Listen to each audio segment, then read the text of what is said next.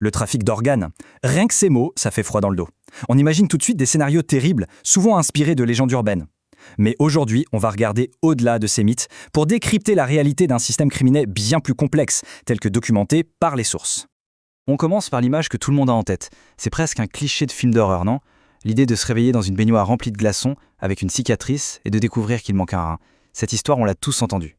Mais est-ce que c'est vraiment comme ça que ça se passe ? Eh bien, la réalité, selon les rapports d'organisations comme Interpol, est bien loin de ce scénario. Ce n'est pas une question d'enlèvement au hasard dans la rue. Non, c'est une entreprise, une exploitation froide et méthodique qui cible des personnes en situation de grande vulnérabilité. Alors, pour bien comprendre ce marché illégal, il faut d'abord identifier son moteur principal.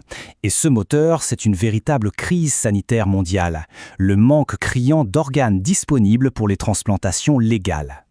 Pour donner un ordre de grandeur, chaque année, plus de 150 000 greffes d'organes sont réalisées légalement dans le monde.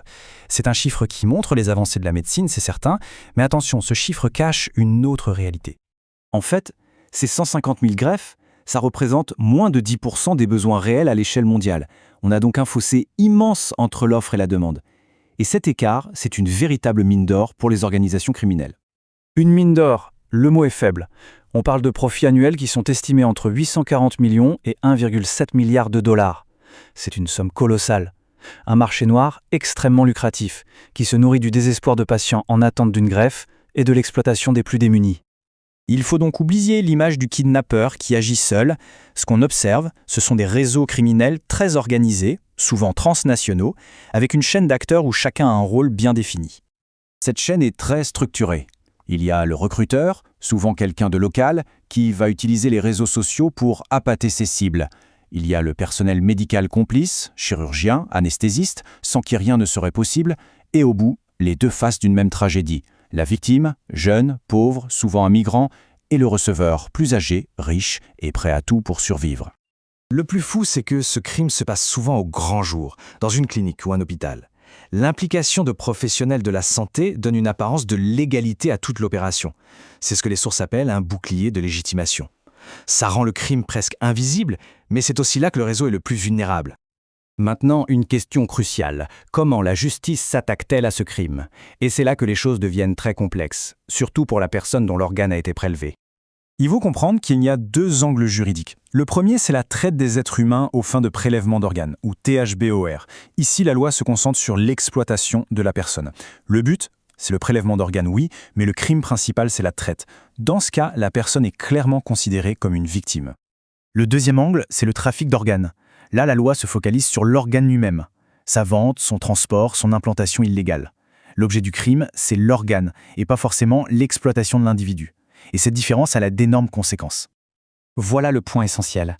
Quand on parle de THBOR, le statut de victime ne fait aucun doute. Mais si la législation d'un pays se concentre uniquement sur le trafic d'organes, la personne qui a vendu son rein sous la pression du désespoir peut être considérée comme un criminel. D'un coup, la victime devient un coupable.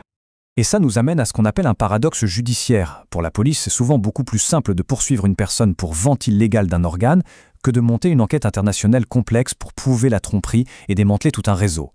Le résultat est terrible. La victime est punie une seconde fois et le réseau, lui, continue ses activités. Heureusement, face à ce fléau mondial, une réponse internationale a commencé à s'organiser. Voyons un peu comment le monde essaie de riposter. Cette réponse s'articule autour de trois grands piliers. D'abord, le protocole de Palerme de l'ONU qui protège la personne en définissant la THBOR comme une violation des droits humains. Ensuite, la Convention du Conseil de l'Europe qui s'attaque au trafic de l'organe lui-même. Et enfin, la Déclaration d'Istanbul qui donne des lignes directrices éthiques très claires au corps médical. L'objectif, c'est de couvrir tous les aspects du crime. Mais bon, malgré cet arsenal juridique, les obstacles restent gigantesques. Les lois nationales sont souvent faibles ou mal appliquées, les enquêtes transnationales sont un vrai casse-tête, et il y a parfois une vraie déconnexion entre le monde de la justice et celui de la médecine. Les réseaux criminels, eux, savent très bien exploiter ces failles. Tout ça amène à une question de fond. Est-ce que la solution est purement policière et judiciaire ? Ou est-ce que le problème est plus profond ?